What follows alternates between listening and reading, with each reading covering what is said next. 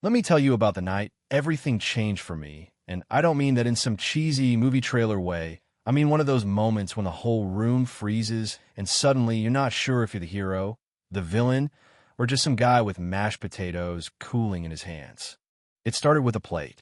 Not even my plate, just one I slid off the pass, steam still swirling up from the mash, gravy pooling in a way that would make any chef proud, but before it reached the table, before anyone could dig in, the head waitress, Chelsea, snatched it right out of my grip.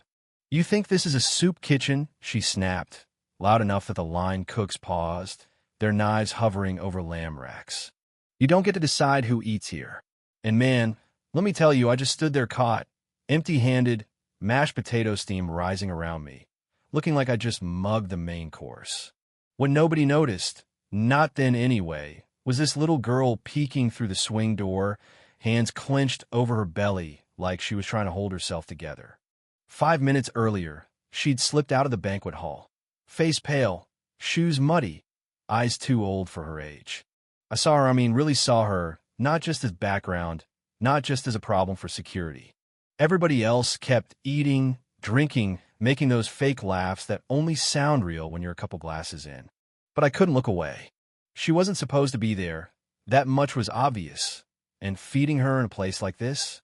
Well, that's a one-way ticket to unemployment. Chelsea was right there, too, staring me down, voice full of venom. "You just fed the wrong child, chef." And I'm thinking, what does that even mean? Is there a right kid to feed? Out in the dining room, the Langston Hole Charity Gala was in full swing, you know the type. $1,000 a plate to end child hunger. Violin music so sweet, it almost covers the hypocrisy. Meanwhile, the food leaving my kitchen? Most of it didn't even get touched. Plates coming back heavy, wastebins filling up with food that could have fed half the city. I was just a temp cook, honestly here on loan from the shelter down the block, barely even remember by name. My job was to keep quiet, stay in the background, don't make waves. But then there was that girl thrift store dress, frayed at the hem, probably 6 or 7. She didn't say a word, just pointed at the food, eyes big as saucers. Something in me snapped, and I just did it. No permission, no hesitation. I slid her a plate, careful, quick. I guess I was hoping nobody would notice. But Chelsea noticed. She always notices. She got right in my face, voice a hiss. She's not on the roster. Security's already looking for a stray. I shook my head, barely above a whisper she's not a stray. But Chelsea was gone, storming into the hall, leaving me behind in the kitchen, standing there like an idiot, hoping this would all just blow over. Spoiler, it didn't. Less than 7 minutes. That's how long it took for the doors to the ballroom to slam open, for every fork and knife to clatter down. In walked this woman dressed in head-to-toe white coat, gloves, the kind of diamonds you only see in magazines. Her heels clicked against the marble like the gavel of a judge, her face all calm and storm at once. She looked around, voice cutting through the room. "Where's my daughter?" Everything froze. Even Chelsea went pale. The little girl darted out from behind the door, running straight into her mother's arms. "Mama." The woman knelt, scooped her up, and for a moment, you could almost forget the rest of us were there. Then she stood and turned to the kitchen, eyes scanning for blood. "Who fed her?" she demanded. No one moved, until finally some kid from the waitstaff squeaked, "The black chef in back?" Next thing I know, this woman turns out her name's Linda Ward, and she is the gala, the chairwoman, the one everyone's here to impress is marching straight for me. I didn't run.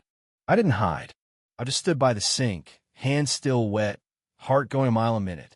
She looked me up and down. "You fed her." I nodded. "Why?" And it's like everything in me wanted to answer right, to come up with some perfect justification, but all I managed was the truth. She looked like me, hungry, alone. Her eyes softened just a little. "She's autistic," Linda said quietly. "Crowds overwhelm her. Sometimes she just slips away." I nodded, trying to keep it together. No one should be alone when they're hungry. There was a pause, one of those thick silences where everyone's waiting for the verdict. Then she stepped closer, introduced herself for everyone to hear, loud enough to echo. "That gala out there, that's mine. And you're the only one who understood what it was supposed to be about." The whole kitchen stilled. Chelsea started to stammer, some half-hearted apology. Linda just cut her off sharp. You made her cry. You made her safe. Then she turned back to me. I want you running our kitchen outreach program. Effective immediately. And just like that, the world flipped. People started whispering. Chelsea looked like she'd seen a ghost. I was still shaking, to be honest, not with fear, just something old inside me coming loose. I'm not used to being trusted, I told Linda. She just smiled, a kind of sad, knowing smile. Then it's time someone did. From the doorway, the girl waved at me a real wave, with a real smile. For the first time in years, I felt something warm in my chest, like maybe I hadn't just been surviving all this time. Maybe I'd actually been waiting for a moment like this. The rest of the gala didn't matter. The donors, the speeches, the gold-plated promises. At the end of the day, it was a plate of mashed potatoes, that's all.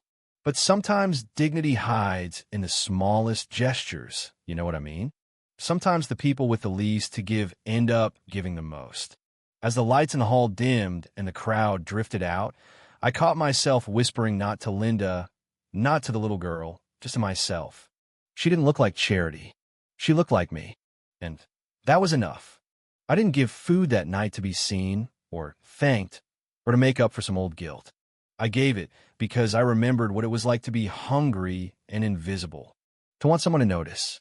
So let me ask you, have you ever helped someone quietly when no one was watching? Tell me your story down below. And if you think kindness shouldn't need permission, go ahead, speak up. I want to hear what you believe. Maybe, just maybe, that's how real change starts, not with the loudest voice in the room, but with the quietest plate handed over when it matters most. So what do you think? Was I right, or did I cross a line? Where's the line between rules and real justice? Let's hear it. Because sometimes the world needs a little more noise about what's right, even if it starts in the silence of a kitchen behind a swinging door.